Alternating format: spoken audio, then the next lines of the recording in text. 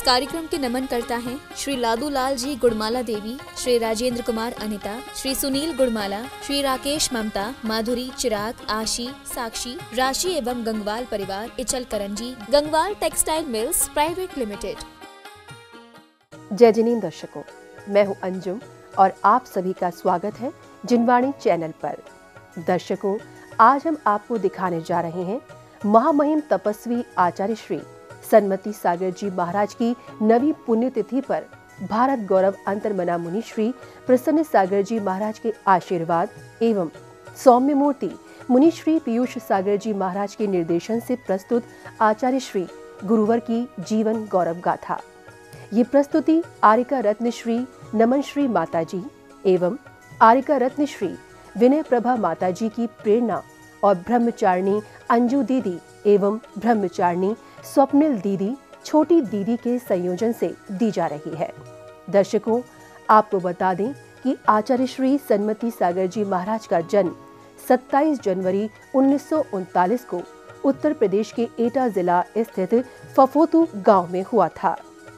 उनके गृहस्थ जीवन का नाम ओम प्रकाश था।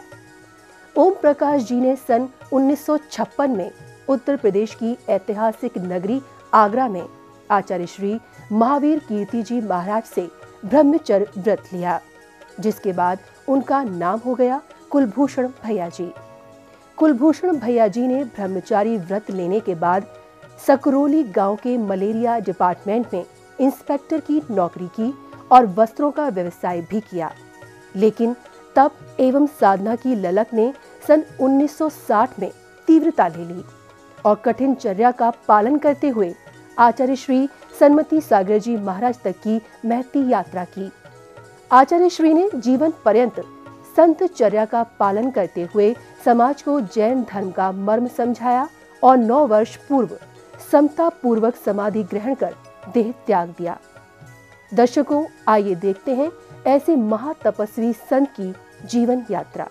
वृक्ष कबहु नहीं फल भखै, नदी न संचे नीर, परमार्थ के कारणे साधुन धरा शरीर। जिस प्रकार वृक्ष अपना फल स्वयं नहीं खाता, जिस प्रकार नदी अपना जल स्वयं नहीं पीती, ठीक उसी प्रकार संत भी परोपकार और जीव मात्र के कल्याण के लिए ही संसार में अवतरित होते हैं। संतों के जीवन काल का एक एक पल परमार्थ के लिए व्यतीत होता है। भारतवर्ष में अलग अलग काल खंड में अनेकों महाआत्माओं ने जन्म लिया है। वो आत्माएं जिन्होंने ज्ञान के अलौकिक प्रकाश से स्वयं के जीवन को तो प्रकाशवान किया ही, साथ ही संपूर्ण विश्व को भी प्रकाशमय कर दिया। ऐसी ही एक महाआत्मा अवतरित हुई उत्तर प्रदेश के एटा जिले में, जिनके अलौकिक ज्ञान पुंज से अनवरत निकल रही ज्ञान की दिव्य किरणें संपूर्ण विश्व को प्रकाशमय कर रही हैं। तो आइए आपको भी दिखाते हैं उस महाआत्मा के परमार्थकारी जीवन की महागाथा। धन्य धन्य वह धरा जगत में जहाँ संत ने जन्म लिया, अंबर से अवनी तक कण कण का उद्धार किया। ये पावन धरा है उत्तर प्रदेश के एटा जिले में स्थित फफोतू गांव की। एक टक निहारिए इस पुण्यशाली धरा को, इस प्राकृतिक सौंदर्य को, इस अमृतमयी सरोवर को। ये प्रफुल्लित हैं, गौरवान्वित हैं, क्योंकि इन्हें वो अलौकिक सौभाग्य मिला है जो जन्म जन्मांतरों के करोड़ों पुण्यों से भी नहीं मिलता। जी हाँ, ये साक्षी हैं उन अद्भुत पलों के जब इस उपवनमयी आंगन में वो ज्ञान रूपी पुष्प खिला था, जिसकी ज्ञानमयी सुगंध से आज संपूर्ण विश्व सुगंधित हो रहा है। यहीं वो स्वरमयी किलकारियां गूंजी थीं, जो भविष्य की प्रवचन धारा बन गईं। साधारण से दिख रहे इस असाधारण घर में माघ शुक्ल सप्तमी 27 जनवरी 1939 को माता जयमाला की कोख से जन्म लिया था बालक ओम प्रकाश ने। आप जन्म से ही शुभ लक्षणों से धनी थे, तभी तो एक ज्योतिषी ने आपको देखते ही भविष्यवाणी कर दी थी कि ये बालक एक दिन महान तपस्वी और पुण्यशाली लोक में विख्यात साधु होगा। लेकिन हाँ, बालक का नाम ओम प्रकाश रखते समय माता जयमाला और पिता सेठ श्री प्यारे लाल जी ने कल्पना भी नहीं की होगी कि एक दिन ये बालक अपने नाम के अर्थ को साक्षात साकार करेगा और विश्व उनके पुत्र को परम पूज्य तपस्वी सम्राट आचार्य श्री सन्मति सागर के नाम से जानेगा। वक्त अपनी गति से आगे बढ़ रहा था। माँ जयमाला के आंचल से निकलकर आचार्य श्री के नन्हे नन्हे चरण घर की आंगन धरा को कृतज्ञ करते हुए पाठशाला तक पहुँचे, जहाँ आचार्य श्री ने अपनी प्रारंभिक शिक्षा ग्रहण की। लेकिन कैसे पता था कि प्रारंभिक अक्षर ज्ञान सीखने वाला एक दिन स्वयं ही एक ज्ञान ग्रंथ बन जाएगा।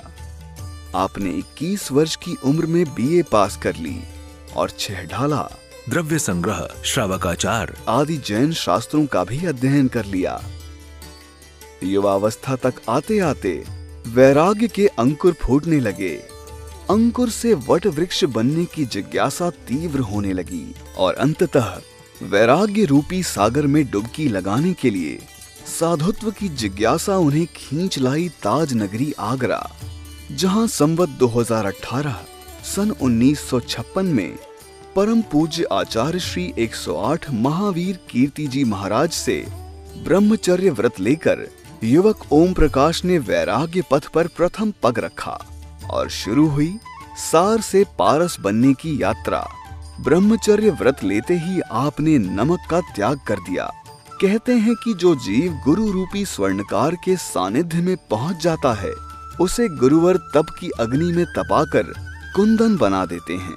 तभी तो गुरु की महिमा का बखान करते हुए किसी संत ने कहा है, गुरु समान दाता नहीं, याचक शिष्य समान, 3 लोक की संपदा गुरु ने दीन ही दान। जी हाँ, युवक ओम प्रकाश को भी 3 लोक की संपदा प्रदान करते हुए आचार्य श्री महावीर कीर्ति जी महाराज ने ब्रह्मचर्य व्रत देकर नाम दिया कुलभूषण। आचार्य श्री महावीर कीर्ति जी महाराज जानते थे कि एक दिन ये ब्रह्मचारी संत कुल का भूषण बनेगा और गरिमामयी तीर्थंकर परंपरा का पालन करते हुए जैन धर्म का प्रवाहक कहलाएगा।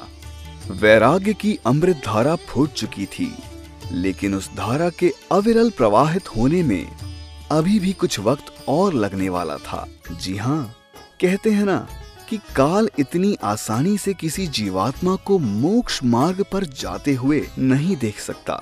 वो निरंतर अपने प्रपंचों से जीवात्मा को फंसाने का प्रयास करता रहता है। कुछ ऐसा ही ब्रह्मचारी कुलभूषण के साथ भी होने वाला था। युवक ओम प्रकाश ने आचार्य श्री महावीर कीर्ति जी महाराज से ब्रह्मचर्य व्रत तो ग्रहण कर लिया, किंतु सांसारिक मोह माया रूपी प्रपंच अभी भी अवरोध उत्पन्न कर रहे थे और वही प्रपंच पारिवारिक जिम्मेदारियों के रूप में उन्हें एक बार पुनः अपने गृह ग्राम लेकर पहुंचा, जहां सकरोली गांव के मलेरिया डिपार्टमेंट में इंस्पेक्टर के पद पर आपने कुछ दिनों तक नौकरी भी की। यही नहीं, परिवारी जनों के निवेदन और आग्रह पर वस्त्रों का व्यवसाय भी किया। लेकिन कहते हैं ना कि जिसका मन साधना में रम गया हो, उसका मन नौकरी और व्यवसाय में कैसे रमेगा। जिसने जीवन की समस्त कामनाओं को मार दिया हो, उसका मन किसी सांसारिक काम में कैसे लग सकता है। जिस प्रकार जल की धार को, पवन की बयार को संसार की कोई शक्ति नहीं रोक सकती, उसी प्रकार पूर्व जन्मों के कर्म फल की गति को भी कोई रोक नहीं सकता। ब्रह्मचारी कुलभूषण के पूर्व जन्म के कर्म फल उन्हें सांसारिक जंजाल से मुक्ति पथ की ओर ले जाने के लिए प्रेरित करने लगे। साधना रूपी बूंद वैराग्य रूपी सागर में समाहित होने को आतुर हो उठी और आखिरकार सन 1960 में सांसारिक प्रपंचों को छोड़कर ब्रह्मचारी कुलभूषण पहुंच गए टूंडला।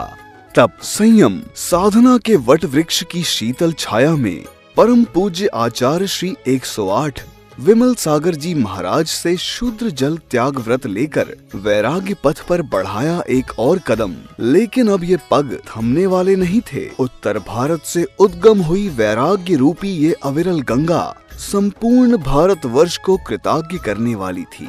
और ऐसा होता भी क्यों ना, आखिर सच्चे गुरु का सानिध्य जो मिल गया था, वो सानिध्य जिसे पाने के लिए स्वर्ग के देवता भी तरसते हैं। संत का सानिध्य आसानी से नहीं मिलता। तभी तो किसी महान संत ने कहा है, यह तन विष की बेलरी, गुरु अमृत की खान, शीस दिए जो गुरु मिले तो भी सस्ता जान, जिन खोजा तिन पाइया, गहरे पानी पैठ। दर्शकों, आप देख रहे हैं महामहिम तपस्वी आचार्य श्री सन्मति सागर जी महाराज की नवी पुण्यतिथि पर भारत गौरव अंतर्मना मुनिश्री प्रसन्न सागर जी महाराज के आशीर्वाद एवं सौम्य मूर्ति मुनिश्री पीयूष सागर जी महाराज के निर्देशन से जिनवाणी चैनल पर प्रस्तुत की जा रही आचार्य श्री गुरुवर की जीवन गौरव गाथा। दर्शकों, अभी समय है एक छोटे से ब्रेक का। तब तक के लिए मुझे दीजिए आज्ञा और आप देखते रहिए जिनवाणी चैनल। इस कार्यक्रम के नमन करता है श्री लादू लाल जी गुड़माला देवी, श्री राजेंद्र कुमार अनिता, श्री सुनील गुड़माला, श्री राकेश ममता, माधुरी, चिराग, आशी, साक्षी, राशि एवं गंगवाल परिवार, Ichalkaranji, Gangwal textile mills private limited.